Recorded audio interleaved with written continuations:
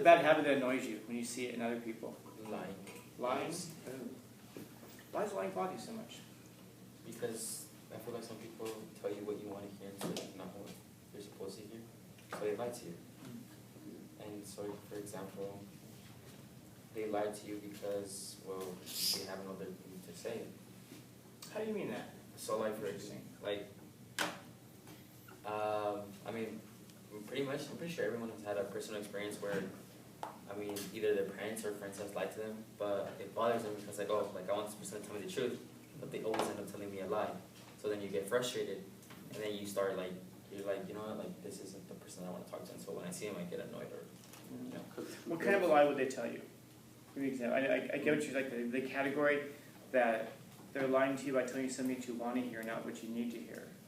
Money always comes up all the time. How do they lie about it? Well, they're like, oh, well, for example, so you let someone lets you borrow money, and they're like, oh, when are you going to pay me back? And they're like, oh, in a week, and they take 2 to 3 weeks to pay you back, and they're like, I'll pay you back next week, oh, next week. And then so it becomes a habit to start lying. That's an important lesson to learn early on about lending money. Yeah, never lend money that you expect back. Yeah. It's like, guys, don't ever give out your hoodie to your girlfriend if you ever want it back. You know what?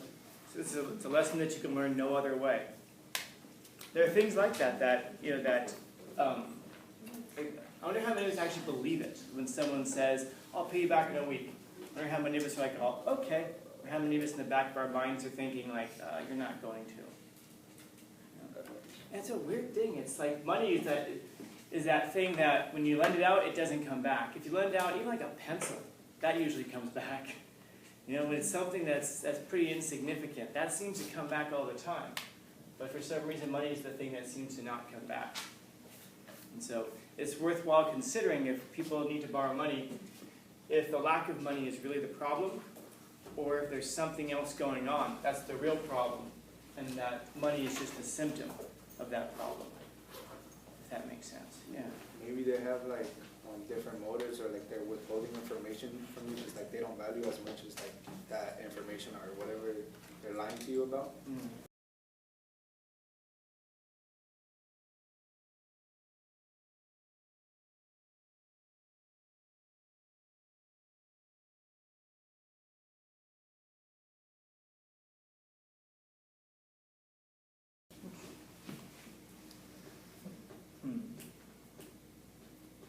So why would hating other people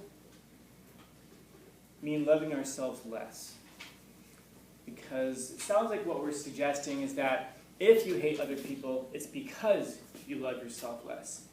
He's putting it in a different way. He's saying that hating other people causes you to love yourself less, versus loving yourself less causes you to hate other people.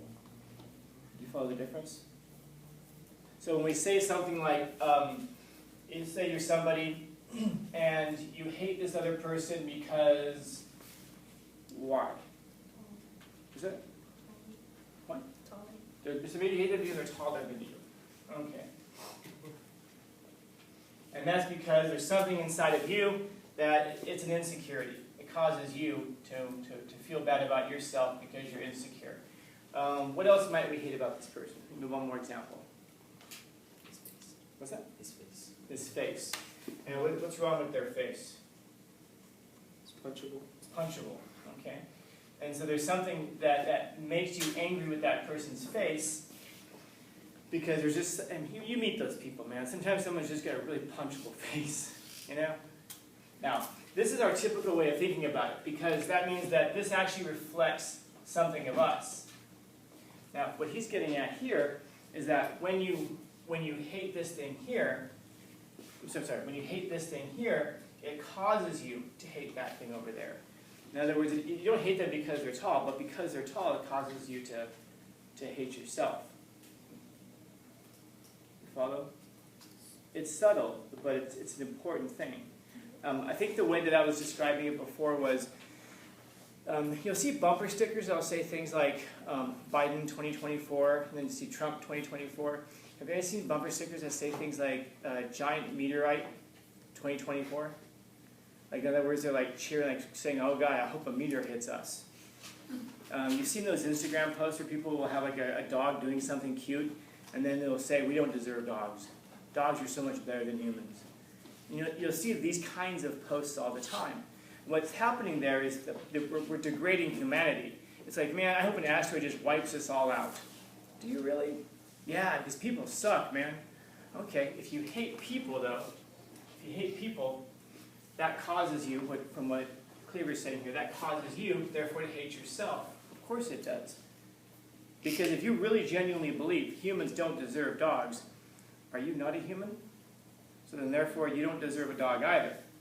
So you don't deserve dogs either, because if the rest of us are such garbage because dogs are so wonderful, which, by the way, demonstrates an incredible naivety.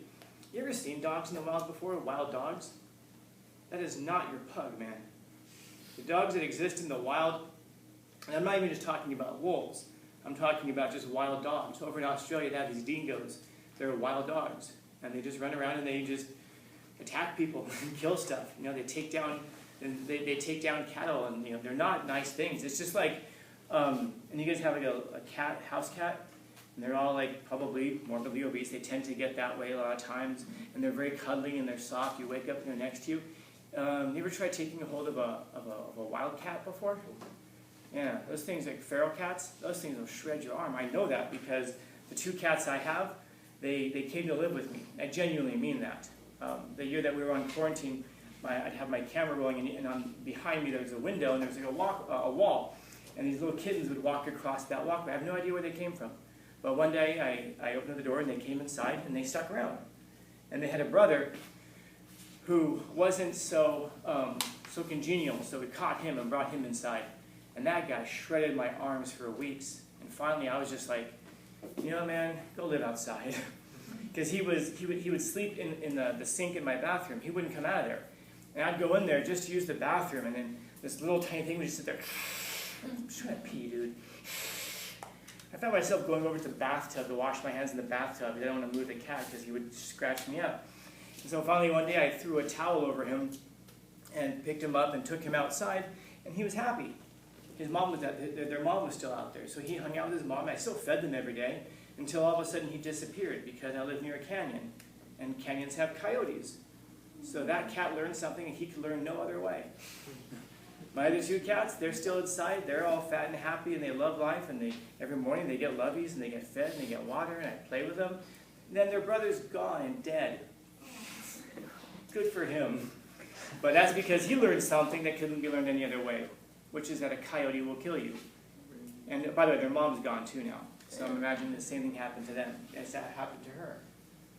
But my point is that when we talk about like how cute and cuddly animals are, well, they're like that when they live in a society with us. And you're not wrong, by the way, about this, that humans do horrible things, and we typically do way worse things when we're not living in the confines of a society. Same with animals. When your cat's not living inside your house, he's going to be way more ferocious. Humans are going to be way more ferocious when we're not living within the confines of a society. And so when we say that kind of stuff, though, it makes me think, do you think, if you're hoping that humanity gets wiped out because you think that we're terrible, and again, you're not wrong about it, but if you let that kind of get you in, if you let that get into your head, and then therefore think, therefore humanity doesn't deserve to survive, isn't that what Hitler thought too? Stalin, and Mao Zedong, and Pol Pot, all the genocidal maniacs of history all thought that exact same thing. Humanity doesn't deserve to survive unless I'm in charge, or unless this. Hitler and Pol Pot did not have a deep, abiding love for humanity. And you can see when people don't have that, how it is that we treat humanity. So what I'm saying is that if you don't have a love and respect for humanity, if you hate other human beings now it becomes very difficult for you to be kind to other human beings, but it also becomes difficult for you to love yourself as well, because you are a human being. And even if we think like, well, not all humans, I'm okay, and my very small group of friends, because people who think that way typically have a very small group of friends, self-loathing friends as well. But these are people who decide that they are able to somehow judge all of humanity based off of the actions of some. In other words, we kind of focus on the negativity. And when that happens, of course, it's easy to have a very low view of people. You're going to find, I think, in life that the people who are least worthy to represent a group are typically the ones that we lift up as the members of that group. And so maybe focus more on the general. Yeah, I mean, people behave badly. Why? Well, situations are bad. You know, societies are bad. Things go. I'm not saying like deep down inside we're all good. No, we're really not. That's why we need a society to make us good. Because if we're living outside the confines of a society and you want to kill somebody, what's to stop you from doing it except your own conscience? And if there is no conscience, and if your conscience isn't developed by the confines of a moral society, then there's a very good chance that you're going to do something terrible like that. But within the confines of a society, you say, no, I don't want to kill this person and go to prison. I want to go to work tomorrow. And I want to go to Disneyland next weekend. So you have kind of like these built-in reasons not to behave that way. Not everybody has that. Not everybody has those kinds of motivations to behave properly. And so this is a problem when we hate other people. I bring this up because I keep seeing these surveys that are getting worse and worse every year, man. About interview people between the ages of 15 and 25, and they ask them questions like, if your dog was drowning and a stranger was drowning, who would you save? In the past several years, it's been creeping up and up and up, and I think last year was the first time when they did the survey that more people between the ages of 15 and 25 said that they would save their dog before they saved a stranger. So they would save a dog before saving a human being. And people will say, oh, because I love the dog. You don't love humanity? No. No, we don't deserve dogs. I'm hoping for that asteroid in 2024. And these things have consequences. They do impact how it is that we treat people. And, like I said, you can kind of look to history's worst monsters and ask yourself, do you think that they had a love for humanity? Do you think that's what they were trying to do? Or do you think they had a view that was more akin to hating humanity? And so it's worth considering. Questions, comments, concerns, complaints, criticisms?